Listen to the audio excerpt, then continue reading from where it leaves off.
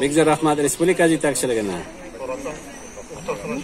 Bizning eshik oldi degan programmani barliqqa keltirgan uchun Bekzor problema mana vaqtda da biz 8 eshik oldin motorlarga olindik.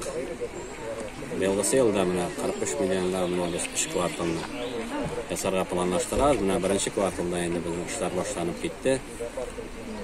Kvartalda xalqlar bilan endi biz bir qavat uchrashib chiqdik.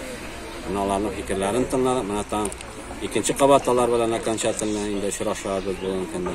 Ularning fikrlarini tinglaymiz. Nizamiy shaniylar bor. Ularga quloq solib, ularni o'zgartirish bo'yicha ish olib boramiz. Bizning podradschiq tuzilish uyushmasi bu ishlarni boshqaradi.